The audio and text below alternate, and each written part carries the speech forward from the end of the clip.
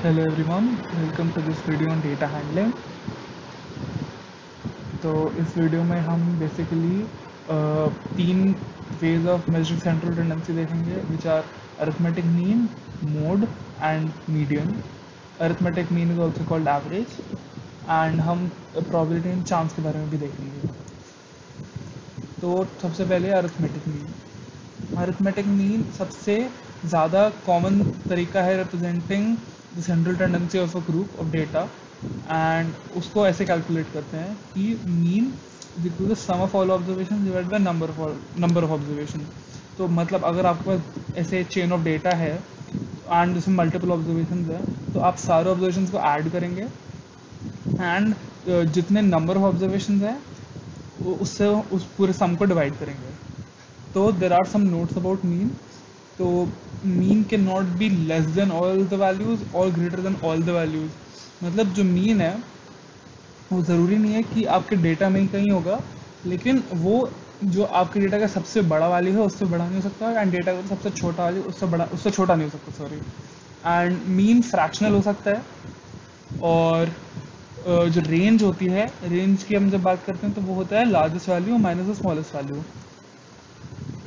Secondly हम आते हैं मोड पे. तो mode of a set of observation is the observation that occurs the most often. तो मतलब आपके पास जो डेटा है उसमें जो भी वैल्यू सबसे ज़्यादा टाइम रिपीट हो रही है उस चीज़ को हम बोलते हैं मोड, जिसकी फ्रीक्वेंसी सबसे ज़्यादा है बेसिकली. एंड मोड के बारे में कुछ नोट्स हैं कि अगर हमारा जो डेटा है that is very large then we tabulate the data. Tabulation can begin by putting tally marks and finding the frequency. इसके बाद हम देखते हैं सबसे ज़्यादा फ्रीक्वेंसी किसकी है एंड जिसकी सबसे ज़्यादा फ्रीक्वेंसी होती है वो हमारा मोड होता है. एंड ये भी बात है कि जो डेटा है उसके मल्टीपल मोड्स हो सकते हैं. मतलब कि there can be number of values जिनकी फ्रीक्वेंसी सेम हो एंड वो फ्रीक्वेंसी मैक्सिमम हो. लास्ट हम बात करते हैं मीडियन की. तो मीडियन के लिए हमें अपने डेटा को सॉर्ट करना होता है. सॉर्ट का मतलब या तो असेंडिंग ऑर्डर में लगाना होता है या तो डिसेंडिंग ऑर्डर में लगाना होता है. फिर हम देखते हैं कि अगर नंबर ऑफ ऑब्जर्वेशन ऑड हैं तो हमारे पास एक मिडल एलिमेंट होगा. मतलब कि उसके लेफ्ट में भी इक्वल नंबर ऑफ एलिमेंट्स हैं, उसके राइट में भी इक्वल नंबर ऑफ डेटा है. तो हमारा मीडियन सीधे सीधा हो जाता है जब ऑड होता है. एंड जब इवन नंबर ऑफ ऑब्जर्वेशन होते हैं तो हम देखते हैं कि ऐसा कोई यूनिक नंबर नहीं है या यूनिक डेटा नहीं है जिसके लेफ्ट में इक्वल नंबर हो जिसके राइट में इक्वल नंबर ऑफ डेटा हो. तो हमारे पास ऐसे दो होंगे जो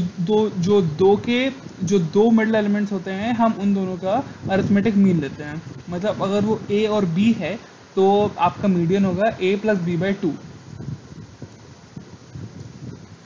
फिर हम बात करते हैं बार ग्राफ की. तो bar graph is basically a pictorial way of representing data. इसमें हमें करना क्या होता है कि एक अप्रोप्रिएट स्केल लेनी होती है एंड जो जो हमारा एक्स एक्सिस पे जाती है एंड वाई एक्सिस पे हम फ्रीक्वेंसी दिखा सकते हैं या और कोई और वैल्यू रिप्रेजेंट कर सकते हैं. फिर डबल बार ग्राफ की जब हम बात करते हैं तो वो जब हमारा सेम डेटा होता है फॉर टू डिफरेंट एंटिटीज या इंस्टेंसेस, तब हम उसको यूज़ करते हैं टू ड्रॉ कंपैरिजन. जैसे कि हम आगे एग्जांपल भी देखेंगे इसके बारे में. एंड बार ग्राफ जब फ्रीक्वेंसी रिप्रेजेंट कर रहा होता है तो हम ये नोटिस करते हैं कि जो भी बार सबसे लॉन्गेस्ट है, जो भी सबसे हाईएस्ट है, तो मतलब उसकी फ्रीक्वेंसी सबसे ज़्यादा है और सबसे ज़्यादा फ्रीक्वेंसी हुई तो मतलब कि वो आपका डेटा का मोड है. फिर this is an example for double bar graph. इसमें एक्स एक्सिस में हमारा टाइम रिप्रेजेंटेड है, डिफरेंट मंथ्स है, मतलब जनवरी फरवरी मार्च and so November December. And यहाँ पे आवर्स ऑफ सनशाइन है. This is a comparative plot between Aberdeen and Margaret. ये दो सिटीज़ हैं. तो इसमें दोनों सिटीज़ में कितना घंटा सनशाइन मिल रही है in on an average in every month, ये प्लॉटेड है. तो जैसे हमने देखा कि यहाँ पे मार्गेट का अराउंड 2 है एंड यहाँ पे ये 1 एंड 2 के बीच में कहीं पर है, तो इसको मान लेते हैं 1.5 है. तो ऐसे हम एक बार में ही दोनों को साइमल्टेनियसली प्लॉट कर लेते हैं. यहाँ हमने देखा कि इस मंथ में अप्रैल में एबरडीन का ज़्यादा है यहाँ पे फिर मार्केट का ज़्यादा है। तो इन जनरल जब हमें सिर्फ ऐसे कंपैरेटिवली देखना होता है कि कौन ज़्यादा है या कौन सा कम है, तब हम double bar graph usually plot करते हैं। एंड बार ग्राफ को प्लॉट करने के लिए हमें एक अप्रोप्रिएट स्केल डिसाइड करनी होती है which depends on the data to be represented. मतलब the scale should not be very small और वेरी लार्ज। मतलब अगर आपका डेटा ऐसे है कि 1 2 3, तो आप ऐसे 10,000 को स्केल नहीं ले सकते। लेकिन अगर आपका डेटा है ऐसे 5,000 6,000 10,000, तो 1 2 3 लेना डेटा सही नहीं होगा। Now we talk about probability of chance. तो ये डिस्कशन में तभी आता है जब हम एक एक्सपेरिमेंट करते हैं जिसका हमें जो एंड रिजल्ट है वो पता नहीं होता है, लेकिन हमें जो रिजल्ट्स पॉसिबल हैं वो पता होते हैं।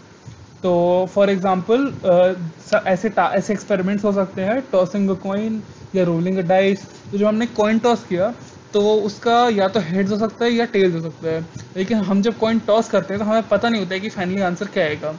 एंड रोलिंग अ डाइस तो उसमें ऐसे 1 से लेकर 6 तक कोई भी नंबर आ सकता है, लेकिन जब हम रोल करते हैं तो हमें पता नहीं होता है।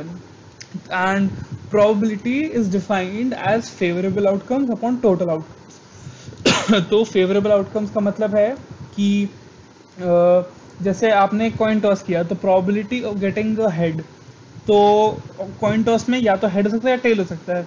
तो probability of getting a head में favourable outcome is getting a head जो एक है, and total number of outcomes हमारे 2 हैं, तो प्रोबेबिलिटी इसमें हमारी होगी हाफ। एंड सिमिलरली कोई भी नंबर 1 से 6 के बीच में जब आप रोल करते हैं डाइस एक बार, तो किसी भी नंबर को मिलने की प्रोबेबिलिटी होती है 1/6, क्योंकि एक नंबर एक ही बार है 1 से 6 के बीच में, and total number of outcomes हमारे 6 हैं।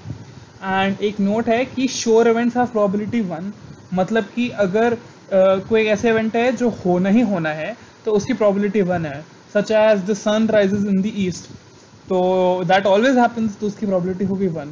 And impossible events have probability 0। For example अगर मैं पूछता हूँ कि what is the probability of getting a 7 when a dice is rolled, तो डाइस में नंबर 7 तो होता नहीं है, therefore क्योंकि वो इम्पॉसिबल है 7 आना, उसकी प्रोबेबिलिटी 0 हो गई। And that brings us to the end of this video. Thank you for watching.